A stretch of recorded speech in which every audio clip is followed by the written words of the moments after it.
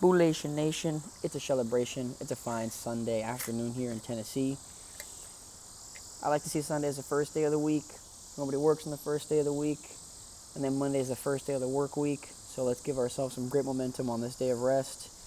Pushing on to some amazing goals that are near in sight or further out. Either way, we're enjoying the journey. Boola. So, what I wanted to talk about today was a term in my spaces, like in the nerdy sphere of card games and fighting games, called turning the corner. And turning the corner usually means that somebody's shifting their gears into closing out a game, or a match, or a set, whatever. But it's a significant change of pace that both players feel and the audience can pick up on. It's something that's very present. It's either a break in tension, or an application of pressure, or just a full swing that just shatters the environment and ambiance that's there. And that was something that was really prevalent in society for people going from children into adolescence, and then from adolescence to adulthood.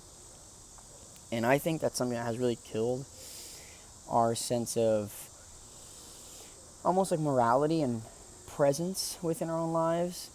Because one of the easiest things we can think of is going from elementary school to middle school, from middle school to high school. But that's such a, first, fifth to sixth of your life that maybe gives you some foundational stuff to work with. But a lot of the times we unlearn a lot of things that we picked up on then, especially going into adulthood. And we don't have this sense of proving ourselves to ourselves and our peers to show us that we're ready for the next level of life, or that we're going towards something bigger and grander than what we currently have or what we're aspiring for. And one of the closest examples I can think of off the top of my head was where my name is from, Dakota. I believe there's two tribes for the Native Americans, the Lakota and then the Sioux. And the northern tribes had a ceremony called the Sundance that they would do for their young men to go from young men to men in the tribes. And what the Sundance was is they would set up a tower, a totem pole, and at the top they would have ropes.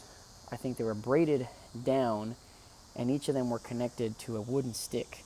And what they would do is they'd grab one side that was tied to it, and they would pierce the first couple layers of skin of the young man's chest to the other side, and then they would tie the other end. So then they have a piece of wood kind of pierced in their skin, tied to the totem pole.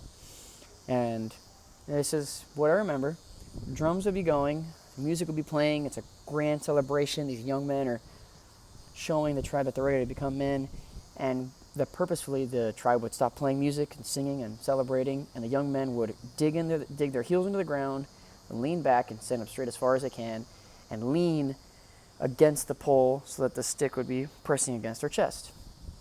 And they would do this sequence of music and dancing around the totem pole and then leaning back until the stick came out of their chest.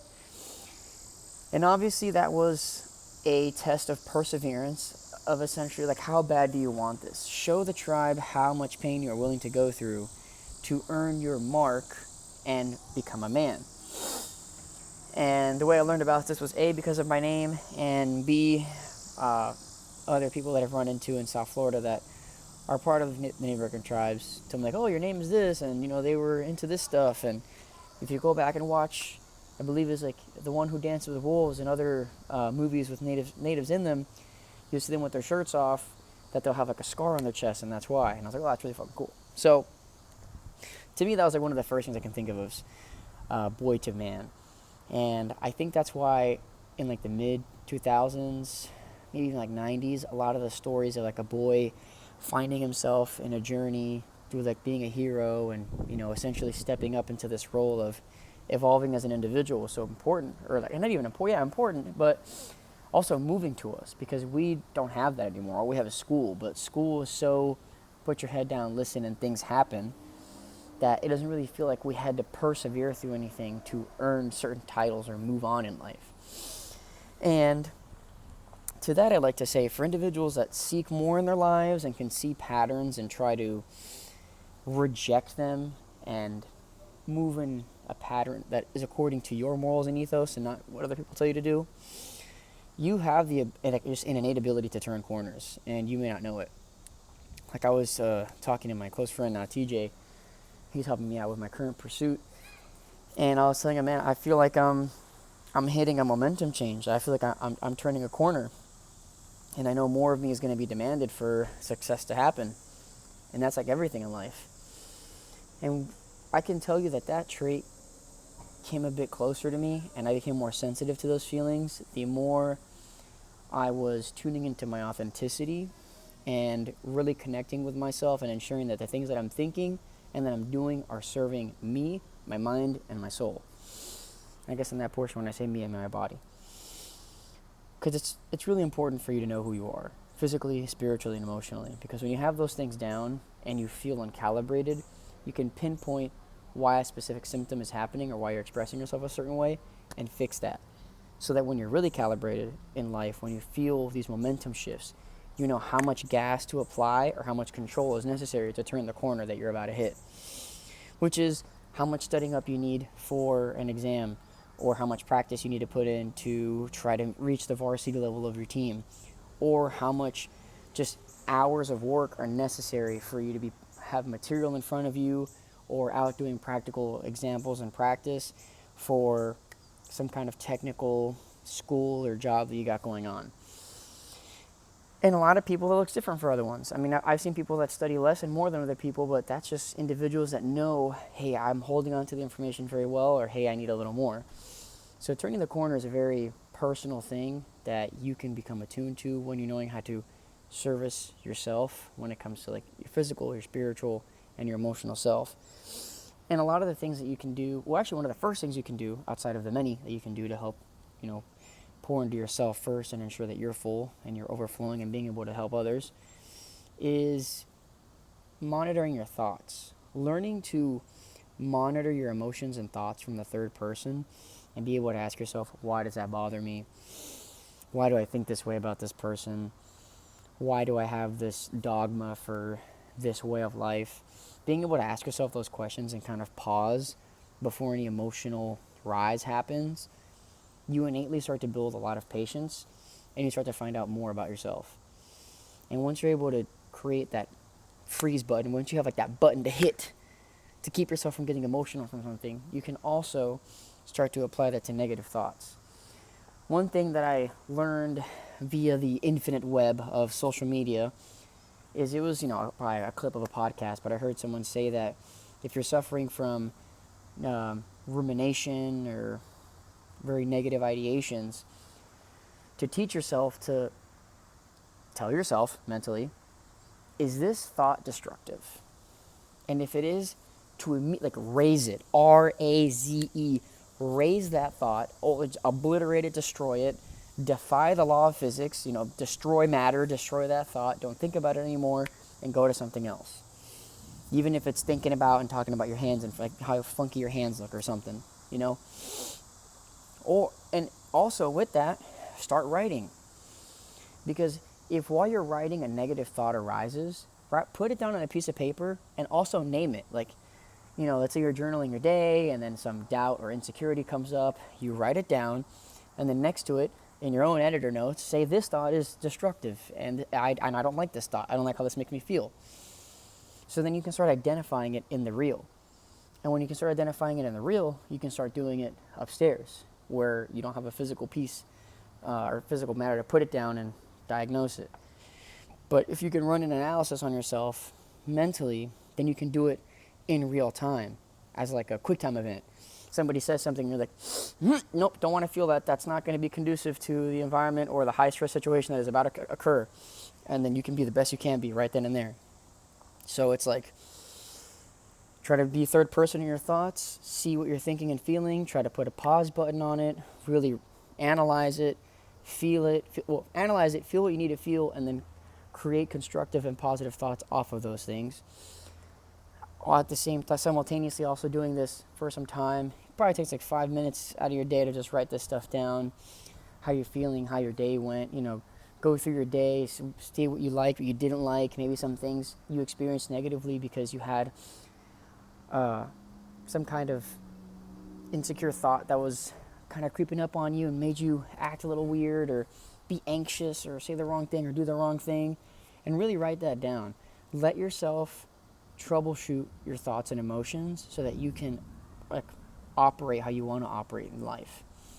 Because one of the best things you can do is enjoy it to the fullest. Because everybody has the right to enjoy their life to the fullest, and to be able to learn when to turn their corners because because they learn how to monitor their thoughts and feel momentum, and really start shifting gears when they want to be able to rest and not feel like they need a bunch of stuff to do because they put in the work early on, either in the week or the month or in the day, that they have earned these 45 minutes to an hour to just lay down and stare at the ceiling for an hour, or lay on the floor and do some breathing with some meditation music on. You deserve to feel that way.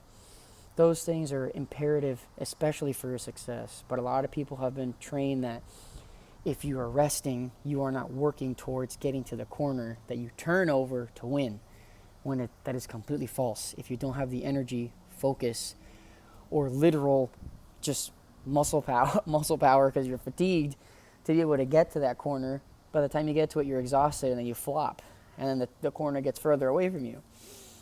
So it's learning to pace yourself, and I think you need to pat yourself on the back first and say that you've gotten yourself really far, and you've done very good. Like, you woke up this morning. You know, some people don't. Some people, they honked their last shoe yesterday, and that's crazy and scary to think about, but also something to be grateful for.